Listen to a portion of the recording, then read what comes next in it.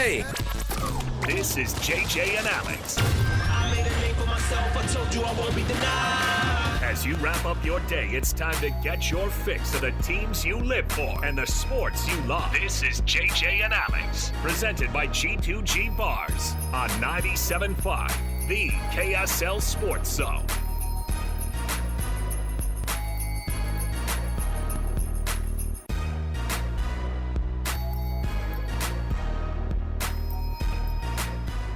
All right, everybody, welcome on back. It is another edition of JJ and Alex right here, 97.5, the KSL Sports Zone. Alex Kirry, Jeremiah Jensen, thanks for being with us on the program. Oh, man, JJ, we got the TV on with sports on in the studio. We're talking sports. Life couldn't be any better right now, brother. You know what makes life better today? What? The Lakers are out of the playoffs. You know, that's a real shame. Get out of here. It's a real shame. Oh, Laker tears. Only the way. They are so delicious. Yeah, the only worst news from that was having to watch that last quarter last night. Tell me, okay, you and I haven't discussed. We discussed broader picture things with the NBA, Lakers, and the Timberwolves series aside, but like from a viewing standpoint, that was a really bad basketball game in the fourth quarter. Am I wrong? Like just sloppy as heck. It was. By the end, Lakers limped to the finish line. Let's just say that. That's exactly right. By the end, Kevin Harlan was like, "The Lakers are tired," and I was like, "That's not a report." If he's saying that on the broadcast, I know that's not good. The Lakers look gassed, and I was like, "Oh man, that's not a good thing to hear from the announcer." And by the way, I get it. LeBron, he's 40. You know. He's a man. He's 40. He is a man. Like and Luka Doncic limps around like he's 40 all the time too. I mean, I don't want to go full Nico Harrison on you. Do you know who watched the game last night with a little bit of a smile? Our good friend Nico Harrison. 100%, right? I will tell you. You know that meme going around with him with the look on his face? Yeah. Like everyone's like last night, okay, what did he know? What does he know? I know. And I'm not buying that. Luka's still an elite player, but you could tell, Luka needs to be in better shape. LeBron is 40. The supporting cast They have no rim protection on that team whatsoever. Defensively, they're not good enough to win a championship. So what do the Lakers do to get better? I don't know. They got Luka. They got the prize. LeBron's not going to be there forever. Maybe not after the season. We don't know. Well, the NBA playoffs are a gift to keep on giving right now. And, JJ, I'm going to give you the kudos because – you said that the Timberwolves were going to be absolutely a shock in that first round, and I said, no way, come on, the Lakers are going to at least win a couple. Make the finals. They could. They're good enough to make the finals. Lakers in 5 was absolutely right. Just the wrong end of the 5 for the Lakers fans out there. Real shame. Womp. All right, our program brought to you by G2G Bars. All natural ingredients and no preservatives make the G2G Bar the perfect protein bar. Joining us on the program right now, he is the president of the Utah Jazz, and he is heading up all of the facilities when it comes to the renovations and all of the new looks and all the plans that are going on at Delta Center. He's Jim Olson on the program here with us. Jim, thanks for being with us today. Thanks for having me. Quite a fun week for you guys as you start to kind of not just look at some of the things that are changing at Delta Center. We've witnessed a lot of changes at Delta Center over the years. How significant does this one look in comparison to the ones that you've seen in the past? Well, there really isn't much of a comparison. What we're undertaking right now, we're actually starting to refer to it more as a transformation.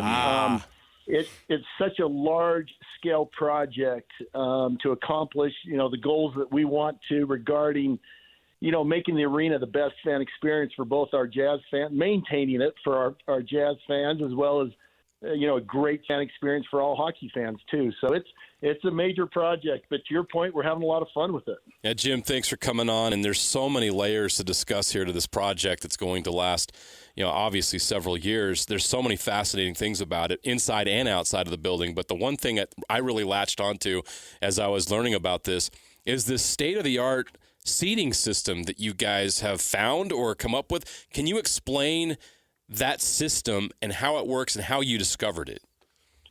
Yeah, if you guys have about 3 hours, I'll be able to explain it in detail. Just draw it up for us.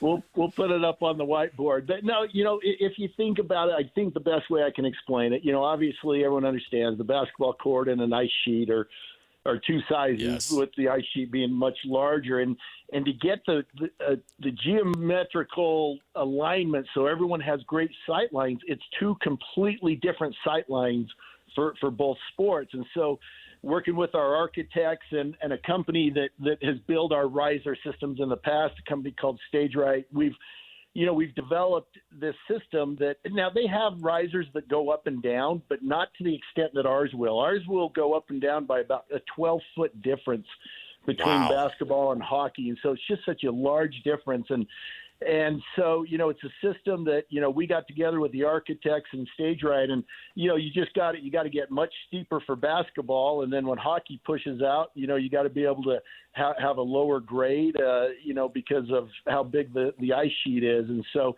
it's state of the art. People do have riser systems that go up and down a little bit, but not near to the extent that we're doing. From a technological standpoint, like what were the things that you looked at and you went, okay, this is what makes us go from, the 21st century to even like a further spot, because this arena was already in a good spot in terms of forward thinking, and obviously the last project that was a massive undertaking on top of that. What technological things have you been impressed with that you're going to be able to add to the stadium experience now, as people are not just from the sidelines perspective, but it seems like a lot's going to be changing. I mean, while you're in there, might as well make some more improvements. Well, no, you're exactly right. I mean, there's things that people probably don't think about or understand what goes into it, but I'll give you an example. One of the things we take great pride in and care about is how safe we are in our arena at all aspects of safety. And, you get into the technology of camera systems to be able to, monitor safety issues that could be going on. And you talk about safety issues of, from outside the doors into the arena. We've spent money in the past, but we're going to continue to spend a lot of money on safety and how that works. We're going to continue to spend money on the technology that's used for the fan experience, say for food ordering. We were the first arena in the country to go, cash free, and that was kind of driven by COVID a little bit, or maybe a lot. But then, we took it to new levels after COVID, and we're going to continue that experience, ordering, your food online and how quickly we can get food to people so you don't miss any action in the games. And so, like I said, everything from safety, the food experience. And, the other one I'll mention, and people probably don't even understand this one, but, in the last couple hockey games, when the weather started getting warm out there, the ice conditions weren't at the level that we wanted them to be for our team. We want our hockey team to have the best possible ice conditions, and the weather got warm, it softens the ice up, and we're putting in these dehumidifier units in each corner up in the upper level of the arena. These dehumidifier units are about the size of maybe a condominium, a small house. Sheesh. And we're putting 4 of those up in each corner, and that's going to allow us to go from hockey to basketball night in and night out, where we can change the temperature, control the humidity in the arena. And there were a couple of basketball games where it was probably a little colder than we wanted it to be, because we knew we had a hockey game the next night and we didn't have the ability to change the temperature. And so it's just things like that that's going to be a great experience for our fans and our teams that play on the court and the ice. It's fascinating, and you guys have spared no expense to make this state-of-the-art. It's a multi-year transformation. I'm curious, how did you guys prioritize what you were going to do in year 1, year 2, year 3? Because you don't have a lot of time during the offseason to get these things done. Yeah, that's a really good question. I think, the 2 things really drove how we prioritized it. One was you looked at the time frame that we have to do the work, and where can we make the biggest impact immediately for fans, right? So for example, this summer we'll be adding 1,000 new lower bowl seats, as well as we had some lower bowl seats for hockey where you could only see one net and you couldn't see the other net on the other end, and we're changing about 400 of those seats. So we knew right away, let's make these changes, because we're going to add 1,000 new seats and improve 400 other seats so they can see both nets. And so it was driven by fan experience, but then it was also driven by the by the construction that needed to happen. Where if you do this part, then that allows you to do the next part. You can't do part B until you've accomplished part A from a structural, engineering standpoint. And so it was driven by fan experience and the construction schedule of things that had to happen first to be able to do the next stages.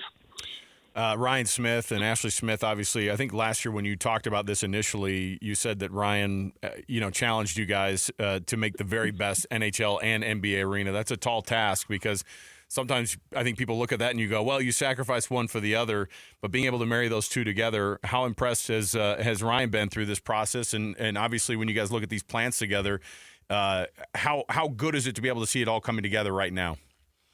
Yeah, it's great. I mean, his vision and expectations, but really, Ryan just has a great vision for looking out into the future and understanding, how things need to be and should be. And so, him coming to us from the very get-go, and we knew we had to get this done to improve the hockey experience, but there was no way we could ever sacrifice the Jazz experience. And, he actually sat in meetings with us as we were sitting with the architects and throwing things up on the board. And, he really kind of helped us make some decisions on those experiences and how they had to be great for both teams, both fan experiences. And so, having him involved in the details has been very important to the process. He's not just overseeing all of the renovations and the facilities for the SCG group. He's also the president of the Utah Jazz. Jim Olson, nice enough to take some time out of his day today and give us a little bit of an update as to how things are going. And we're really looking forward to it and seeing all the changes across the street, and looking forward to seeing how all of these changes are going to affect us and the fans going forward. We appreciate it, Jim. Hey, thank you. Appreciate you guys. Have a great day. Thanks, Jim. Hard not to get excited. Oh, my gosh. About anything brand new. Like, we love new stuff, obviously. Of course. And the idea that they're going to turn that building in one of the best in the country, and in almost a unique building where it's able to do what it does for both hockey and basketball without sacrificing the experience of either or. I've been in multi-use facilities. I've been down in the Dallas arena. And for hockey, it's great. For basketball, it's not. It's not a good basketball arena. It's too much of a bowl, right? The fans aren't on top of the action.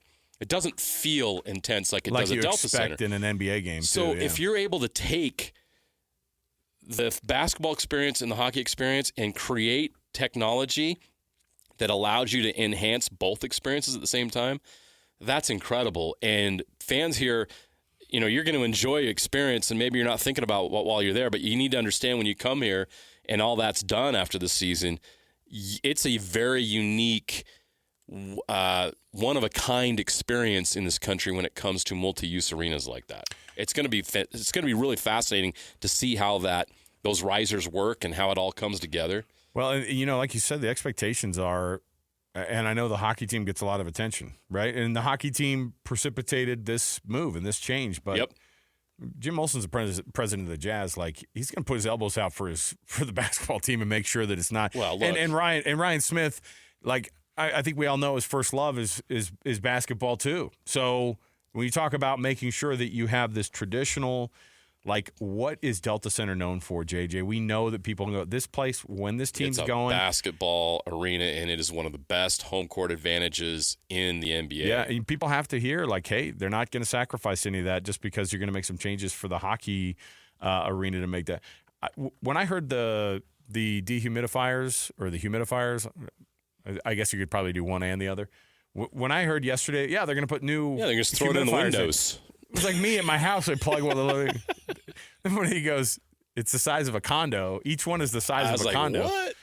I mean, what you're talking about is a different type of climate adjustment inside a large building. So, the largest under one roof building in the entire United States. You know what it is? It's the Boeing. Like assembly plant up in Washington, up in Everett, Washington. Yeah. And I grew up pretty close to there. And so when you go in there, the building is so large, it has its own climate inside. When I say that, if you don't keep it regulated, clouds will form on the inside of the building, and it will rain on the inside from clouds that gather inside of a building. That's how large the building is, and that's how expansive of a place that it is. So babysitting temperatures inside and out of buildings is not just hey, we want to make sure people aren't as cold during those Jazz games. It's like not just controlling the temperature for the comfort level, but for the sake of like taking care of the ice part of the thing. Look, when you put those boards down, we've all seen the B-roll. Well, yeah. Of the floors having to get sanded down when something gets warped. You don't want the after opposite some ice. effect where the ice impacts the hardwood flooring. Yeah. And you have problems with an NBA player slipping and falling. There's nothing worse than having a basketball surface that has moisture on it.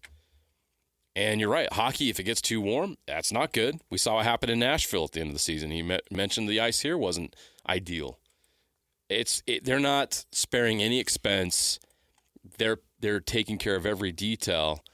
And why does that matter? Because all of you listening, when you come to the games, you're going to get one of the best in-arena experiences in all of sport in this country. It's going to be really fascinating to see the finished product when they are done. And now you have the properties been secured over here. They're going to have we didn't get to have a chance and time to talk to Jim about all that, and he's probably not too concerned about that right now with all they have to do at the Delta Center. But once they get all of this done, you're going to have a fan experience that rivals any in the country. It's going to be awesome. Look, I get it. Sports are one of the fastest growing segments of entertainment. And they've always been a big deal, but not like this. You and I have seen, while other mediums kind of tend to dip and people struggle with competing. And we even see it in sports and live sports and people on TV watching.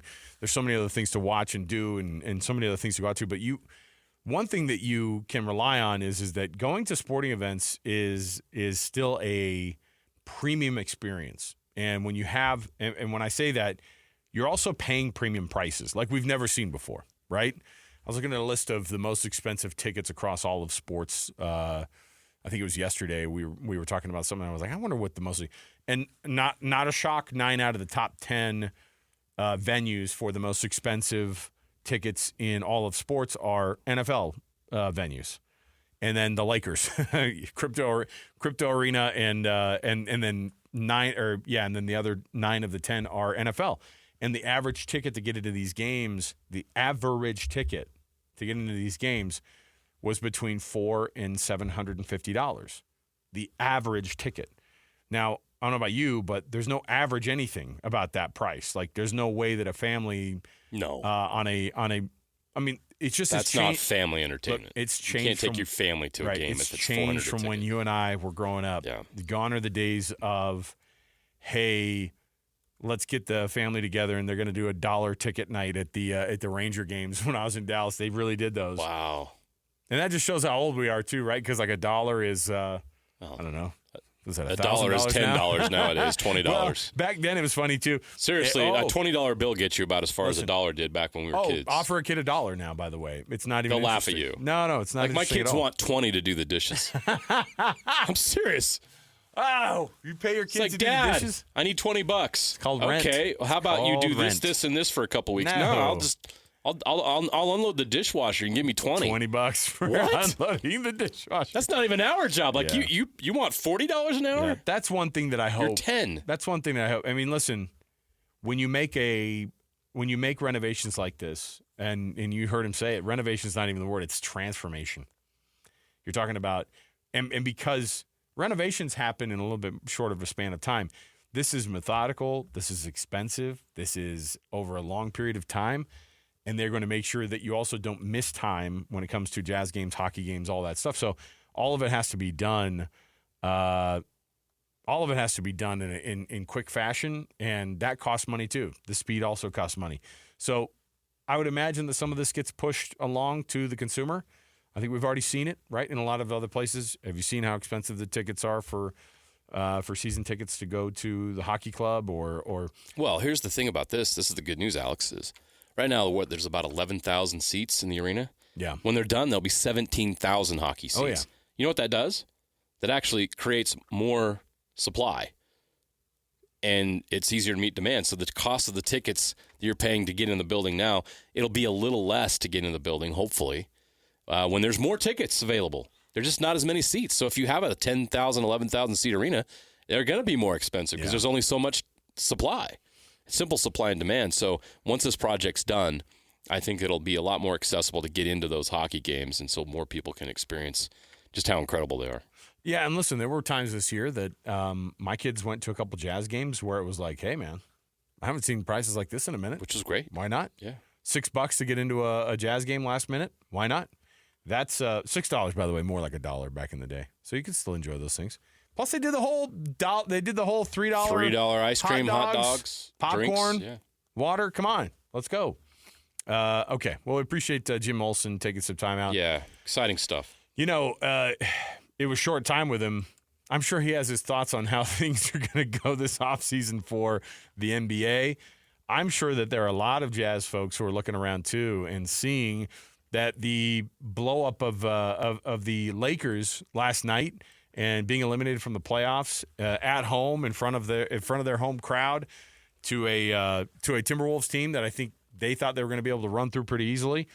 That's a shock. And of course, the next day, today, you start to see all of the back and forth about what the types of changes that could be for the Lakers going forward. I love how the Lakers changes are the ones that matter the most. All right.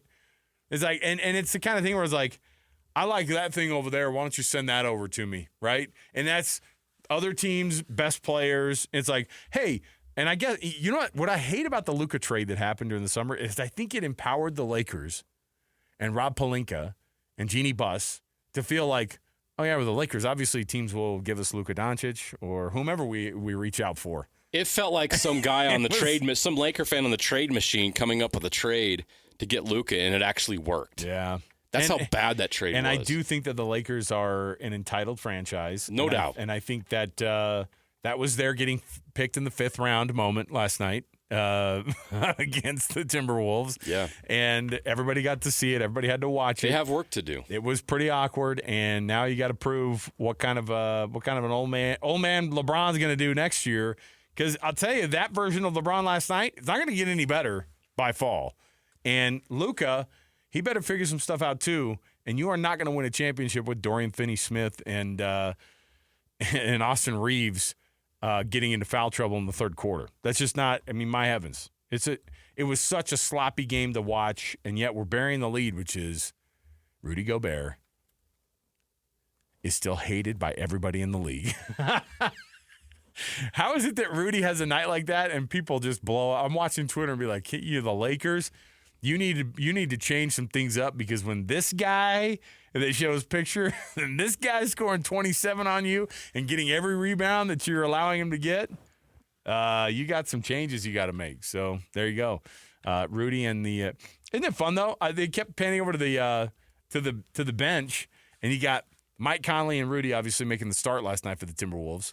And then you had Jingling Joe over there with his towel on, pointing and laughing at the Lakers in their sadness. Just like the good old days. Just like the good old days. And if you think that Jingling Joe was not, if you think Slow-Mo Joe was not talking some S on the way by on the bench, you're sadly mistaken. All right. This portion of the show brought to you by the good folks at Trades and Wealth as well. Bringing you the top of the hour at the 3 o'clock hour. So TRAJANwealth.com for all of your trusted local financial needs in retirement. Let's take another break here. We'll come back. We will jump back in. We've got so many things to cover today. So stay right here. 97.5 The KSL Sports Zone. Your home for the best coverage of the Jazz, Utes, and Cougars is right here on The Zone. This is JJ and Alex, presented by G2G Bars on 97.5, the KSL Sports Zone. All right, everybody, welcome back. JJ and Alex, 97.5, the KSL Sports Zone. Alex, Kirry, Jeremiah Jensen. If you missed our conversation with Jim Olson, you can go back, take a listen to it. About the... Don't call it a renovation, JJ. It's a transformation. It's a facelift. Yeah. All right? On Delta Center.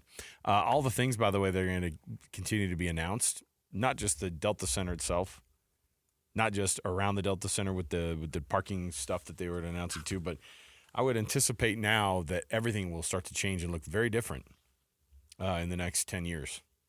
You won't recognize it. And no doubt about that. That's the point, right? Like, yeah, hey, let's. That's what they're trying to do. They're trying to create a new, vibrant experience, not just walking into the arena. They want something outside of the arena that feels special. Yeah, it's You go to we've had the there's some fortune there's of some cities who are traveling doing it well. Yeah, to there's different places, some and you cities do it see great. the environment. It's almost like a tailgating environment Yeah. for an arena. That's what they want to create. So the Mavericks have like that plaza. Yes, I've experienced that, and it's great. And it's cool. I will say that the plaza that's out here in front of the building is also kind of a cool setup, but it's not built for a lot of people to mingle and hang out. And by the way, once the game starts, there's not really any place other to go. You got to have places people can go that aren't going to be going into the arena, right? You want there to be. What's interesting is that now that they bought the whatever chunk of the Salt Palace that it is, I think it's it's that closest part across the street there. 300 to 200 West, yeah. So you and I experienced this last year when we hosted the opening night of Utah Hockey Club. What did they do? They shut down that entire block between South Temple and First South, and they went, "Hey man, this is a party now, right now, I right think here." that's what it's going to look like permanently. And you know, and what was there? There were little vendors that were popped up everywhere. Games, It was interactive basically, exhibits. and I know it was temporary, so it kind of had that. Shabuzi. Shabuzi was playing. That's another thing. You can The do concert concerts, venue, like yes, the concert outdoor venue outside right musical there. guests. And I get it. Like when you're doing a temporary version of it, there's kind of like a carnival-y sort of feel to it. There's That's like fun. just little things, little pop-up things, and That's you can't put perfect much for up. families. Bring your kids. There's things you can do. But when you can make something maybe a little bit more of a permanent front, Yeah. that's right there. Along that wall where the convention center is, or just right inside the convention center. People can go right in there, and there's restaurants and look at the baseball stadium out in Daybreak. That's what they're doing. It's like go to a movie and then get done and walk right out and go over to the baseball game. Like Yeah. You can go bowling, go to the game, and then when you're done with the game, go watch a movie. go watch a movie. Have dinner. Have it all just be right there Pretty cool. within walking distance. I think that's the idea. And then it doesn't even if you're not going to every game, you're at least kind of entertaining yourself in this entertainment district, right? That's the idea. The best gift you can get mom on Mother's Day is one that she's going to go, "Oh my gosh, thank you so much. I've always wanted The one of Lakers these." being beaten out of the playoffs. Now listen, to commemorate Eliminated from the playoffs. to commemorate it, you could get your mom a Minky Couture blanket Ooh, that's even better. in like jazz colors, you know what I mean? Nice. And get mom the best Mother's Day gift ever. Minky Couture blankets, 50% off using the promo code ZONE50 in stores or online at minkycouture.com. The best Mother's Day gift ever is the Minky Couture blanket.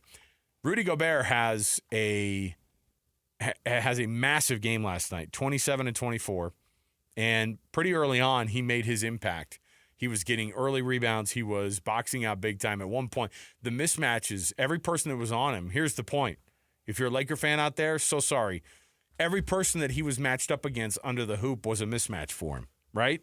Every person. They have no – listen, there are guys that know how to handle Rudy in this league. Name some. Jokic is a different beast, but he definitely kind of like is that weird guy who you have to figure out.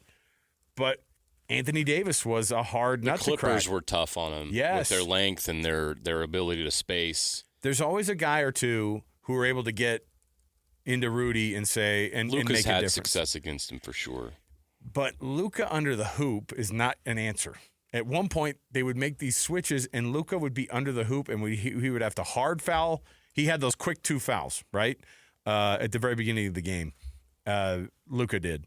And Rudy is just going, look, just get the ball to me underneath. Just get the ball to me underneath. It's fine.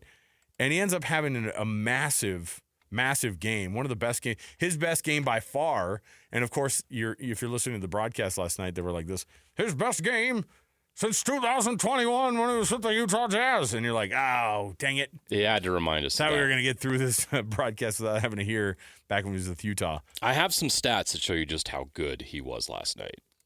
Because we need to give Rudy Gobert some love because he absolutely was incredible last night, and he gets a lot of hate, and I hate that because we love Rudy here. Rudy was phenomenal here, and it felt like forever. Nobody outside of Utah appreciated just how great and dominant Rudy Gobert was, even though he was winning Defensive Player of the Year awards. Everybody, as you mentioned on social media, Shaq and Charles, they all love to crap on Rudy Gobert. All right, the Timberwolves shot 7 of 47 from 3 last night. That's 14.9%. 7 of 47. That's bad. I can't believe Rudy they took Gobert almost 50. saved their bacon. Yeah, he did. Anthony Edwards had a bad game. So Rudy Gobert, 27 and 24 in a road playoff game to win the series. Dan Clayton of Salt Lake City Hoops, give him credit. He posted this stat, and I thought it was great. The last time a player had at least 27 and 24 in a road game to win a series was Kareem Abdul-Jabbar, April 22nd, 1974. Wow. It was historic last night. Here's another stat. Gobert's just the fourth player to record 25 and 20 on 80+% field goal percentage in a playoff game, and the first since 1996. Who did it in 96, I wonder? Trying to think who ESPN that would didn't be. include that in the stat I know. that I pulled. It's like I'm trying to think who in 1996 would be a 25 and 20 guy. Maybe Chuck? Maybe Chuck. I'm sure it was Greg Ostertag. Yeah, right. I don't know, but that would be fascinating to know. Did Tag ever have a 25-point game? Yeah. He had You some said that moments. with- you said that everybody with loves not to, a lot everyone's of- like, oh, Greg. Hey, Alex. Everybody producer Alex. loved to bag on Greg Hold Ostertag on. because Karl Malone did, but Well, Greg had because his moments. Well, his career average points was like 2.3, and so you weren't necessarily. We got to find the career high now for. Yeah, it's got to be like 27. He had to have had a 27-point game somewhere in there. There's no way he had a road playoff game of 25-20. You got it? You got something He's going had a on over there? couple. He's had a couple what? Okay, producer Alex says he's had a couple. I know. I've chatted with him. I know he's had a couple, but I don't know what that. He's at a 25-point game, a 22-point game, Hey, now. 21-point game, 21-point game, 21-point game. Yeah, nice. He scored over 20 points at least 5 times in his career, JJ. Yeah, but 1996 at 25 and 20, that's probably like a Charles Barkley situation. Either way. Hakeem Olajuwon, David Robinson. Oh, yeah. Just giving you an idea of just how incredible Rudy Gobert was last night. And the Timberwolves are for real. Like, if Rudy Gobert can do that, like, what happens when the Timberwolves are on? Like, they can win this. They can win the whole thing. I don't think they will, but I think they can definitely get to the finals. So the way that the bracket shakes out, who would they be? The Warriors would be next. Okay. Isn't that crazy? We get a 6-7 matchup in the West. But not in only the that, semifinals. but I love this. You know why? Because there's a little bit of kryptonite on that Warriors roster. Who is it?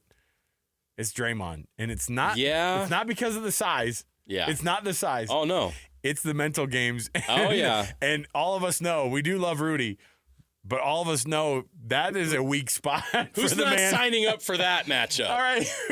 I want that. I want to see it. I want Timberwolves I know. Warriors. That'll I be want to fun. see it because what's going to happen is Draymond is going to go at Rudy personally. Not just on the court, but off the court as well. No, that's the majority of it because He's gonna on all the of a court, sudden Draymond's gonna have his podcast back. Oh, on the court, Draymond's lost a step, right? And so No doubt. he resorts to Antics. and he's been an antics guy for a long time, but not at this level. Every guy who gets a little bit older starts to lose a step. They go, I got to trip a guy. So He did it in Game 4 against the Rockets, and it worked. Right. And you know what? From a personal standpoint, there aren't very many people on this planet who have made Rudy Gobert cry. Yeah, Draymond that's Green's fair. one of them. Oh, I love it. I love it. Here's Okay. more love for Rudy's defense last night. Rudy Gobert against the Lakers head-to-head versus Gobert. That's like one-on-one, right? Yeah. Luka Doncic, 7 of 17, 41% from the field. LeBron James, 6 of 21, 28.6% from the field. And Austin Reeves, 6 of 18. That's 33% from the field. So basically the Lakers' top 3 offensive weapons, he kept them all 41% or below shooting from the field last night. That, combined with what he was able to provide offensively, allowed the Timberwolves to eliminate the Lakers on the home floor. Anthony Edwards did not take that game over. It was Rudy Gobert coming in and taking the game over. Anthony Edwards said this about Rudy in the postgame and that what the big man did in terms of being able to affect the outcome. Rudy played phenomenal, man. He played almost 40 minutes tonight. 12 for 15 from the field. Yeah, we can't ask nothing. He had 24 rebounds. Good. He was a dragon tonight. Rudy was the dragon. Yeah, he was a dragon tonight, for sure. Yeah, for sure. Nah, he wasn't a dragon from Antarctica, though. He was a dragon from Game of Thrones tonight. Yeah, nah, he was incredible tonight, to answer your question. Why did it sound like it suddenly turned into like a podcast where a bunch of guys are smoking weed? It felt like, right? Yeah. Oh man, he was a dragon. He's a dragon. But like not the dragon from like what did he even say? I mean, he said Game of Thrones. Some reference that I don't. Some, like, I'm not anime, aware. I'm not some aware. anime Yeah, character? probably. Probably, right? I'm not aware of. But when Anthony Edwards is your superstar and everybody's waiting and looking at him and waiting for him to have that game, and Rudy Gobert sneaks in and has the game that he does, phenomenal.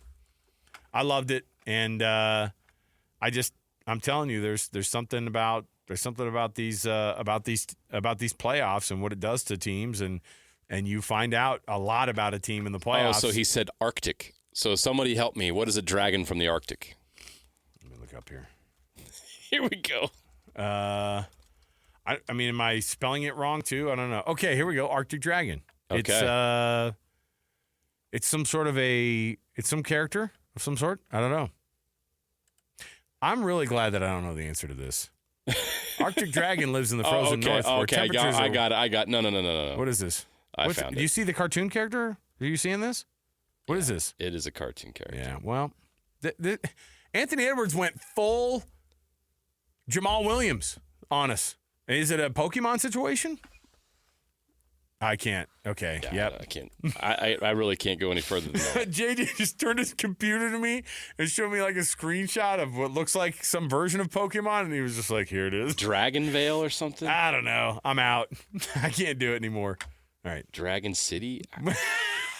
We'll take a break as we old guys try to wade through the hierarchy of dragons that Rudy Gobert may or may not have been last night, according to Anthony Edwards.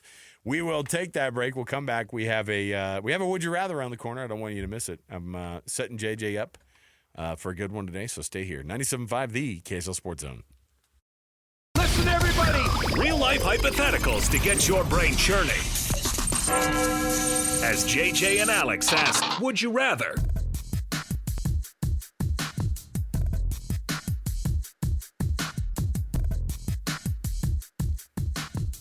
Welcome back to the program, everybody. JJ and Alex, 97.5, the KSL Sports Zone. JJ, this is a family show. All right? Keep it clean. Keep it clean. I had to run a question through the board of governors of this program, who, of course, consists of JJ, myself, and our producer, Alex. And we came up to the conclusion that I cannot say a certain phrase on the air, even if it does have a very important piece of this next portion of the show, which is our Would You Rather. Now, Would You Rather, of course, I give JJ some scenarios of things he would rather have, this or that, right? Now, this weekend is the 151st running of the Kentucky Derby. Horse names are some of the best things you can get across the entirety of the sport. I ran past them the idea of one name that was actually used on one of the official races of the Kentucky Derby, and I'm not allowed to say it on the air. However, JJ, I have for you a list of names from Kentucky Derby participants, and you have to decide which ones you'd rather be a part of. Okay. Which one you'd want to invest in, and I'll take out the other one, okay? I won't have this one. I won't have the one that we discussed beforehand. Let's say it was inappropriate. It was inappropriate in another language. But it was inappropriate, nonetheless. It would have been more fun for you to do it. Now it still will get weird. I'm not gonna say it's gonna be totally clean on this side, because if I learned something about this little exercise is that horse owners are weirdos. Yes, they are. In terms of the names, they're usually a bunch of rich. You never know what you're going to get when you go to see a man about a horse. Right. Usually a bunch of rich owners getting together. So I'll give you an easy one to start off with here. The 2004 fourth place horse of the Kentucky Derby, Curse Reversed. Obviously, Curse Reversed in 2004. Like Curse Reversed, or would you rather have Brangelina, that also was in the running in 2005? That's too TMZ for me. I'm going to go with the Reverse Curse. Oh, the Curse Reversed. Curse Reversed. The Curse Reversed. Okay, it's better. Curse Reversed, or What Am I, Chopped Liver? What Am I, Chopped Liver was the name of the horse? All one word. What Am I, Chopped Liver? What's sad is that horse eventually became absolutely Chopped Liver. What am I, a stick of glue? Oh, my gosh. I'm going to stick with Curse reversed. Curse reversed. But that's what am I chopped liver? Is a strange name for a horse. One word too. What am I chopped liver? Yeah. It's Bob. We had a baby. Remember that old commercial? Yeah. Hey, it's Bob. We had a baby. It's a boy. Do you accept the charges? No. I used to do that with my parents. I'd collect to my house, and it was like, you're getting a collect call from, come pick me up from football practice. That's what I was. All right, so what am I chopped liver? And my parents nope, not going to accept charges. Hang up, boom, came and got me. It's the original text message. What was the last one we just went with? So it's still curse reversed or riding Miss Daisy. Riding Miss Daisy. Riding Miss Daisy or slump buster. Both are inappropriate. We're towing a line here. Riding Miss Daisy is in reference, of Slump course. buster. Okay. Riding Miss Daisy, that's a tough one. I know. That was my Sophie's choice. Well, Riding Miss Daisy, obviously the Morgan Freeman movie. That's driving, not riding. Oh, sorry. Well, it's a horse. It's a horse. You're riding it. Yeah. Careful. It has a picture. Careful. It has a picture. Riding Miss Daisy or You're My Boy Blue. You're My Boy Blue. I'm a big fan of old school, so that's an easy one. You're My Boy Blue or Odor in the Court. Not Order in the Court. Odor in the Court. Yeah, real 10-year-old. That's a horse's name? I know. I got to go with that. How about in 96 there was a horse that ran was named Lewinsky. No way. In 96? Yes, man. Ahead of its time. Yeah. Lewinsky. Our producer Alex is like, I'm going to Google this. Don't do it on the work computer. No. I'm still going to go with the other one. All right. What was it?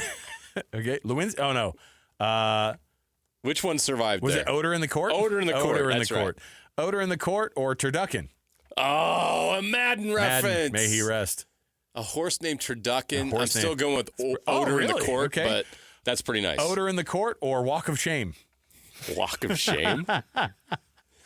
These are real the horses. race in Vegas? 1991, the Walk of Shame. I'm going with Odor in the Court again. Odor in the Court or That's What She Said. All one name. Oh, That's What She Said wins. A 2007 Michael Scott reference. Never going to be bad. No. Let me see here. Did I already say, hold on, did I say Junk in the Trunk? No. Wait. So what did you choose? That's What She Said or Junk in the Trunk? That's What She Said. Okay. That's What She Said or Where's the Beef? Where's the beef? Where's the beef? Where's the beef? You're going to go with Where's the Beef? I'm a very nostalgic person, so I want the 80s reference I like. I'm going with Where's the Beef? Where's the Beef or one word again, 1998, No Soup for You. Oh, no way! Yeah, man. There was a horse called No Soup for You? No Soup for You. No Soup for You wins. Oh, and that's what it was. That's going to be the end? Yeah, it is. Well, and of course it wins. Does that still beat Riding Miss Daisy? Yeah, the more I went through some of these, I was like, actually, I had to skip over quite a few more. We said Riding Miss Daisy my like boy, 5 Blue. times on the radio. You're my boy Blue. You're It's a my horse. boy Blue. So many great names. All right. How do they get away with that? They're a bunch of rich guys. They're horses. I know. Well, the horses aren't the rich guys. They should be. They're the ones doing the work. I know they are. Nobody tells it. What's that Seinfeld bit? Nobody tells the horse if you happen to break your leg along the way during this race, we're gonna shoot you right after the race. I think they'd be high stepping a little bit better, a little bit more carefully down the home stretch if they knew that was the stakes that were out there. I don't think they'd run as fast. All right, we'll take the break here. I'm not saying. Look, these are names. Those are real names. I don't even know who's in this. I mean, obviously the 2025. Have these been verified by an 100%. independent party? Or you just make all these up? No. These are 100%. These are Okay. These are You sure real. you don't want to read the bodacious one? I will not. You read haven't Bodacious. reconsidered No, that? no. Actually, I had to censor 3 other ones. Wow. So I'll tell you those during the break. Yeah, listen, these owners are a bunch of weirdos. Some of them are downright perverts. Shame on you guys. You weirdos. That's what she said. Now this year, Citizen Bull, Noquedos, Final Gambit, Rodriguez, Admire Daytona, Luxor Cafe, Journalism. Luxor Cafe? Yeah. Journalism. American Promise. Journalism? Yeah, just journalism. Burnham Square, Grande, Flying Mohawk, East Avenue, Publisher, Render So Judgment. you have journalism and publisher. Yeah. Render Judgment, probably the same owner. Oh, my God. Coal Battle, Sandman, Sovereignty, Chunk of Gold, and Owen Almighty. There you go. Wow. That's your field from this Do you know year. who the favorite is? Let me see here. No, I have it. Who is it's it? journalism. Oh, journalism. What a dumb name. Yeah, journalism is the favorite of the Kentucky Derby in Journalism 2025. could win this week. Journalism might be the winner this weekend. Might be an incredible year for journalism. 3-1. Or not. I mean, publishing isn't really. That's such a weird name. Why publishing? All right, we'll take the break. We got more to go around the corner. Stay with us. 97.5 The KSL Sports Zone.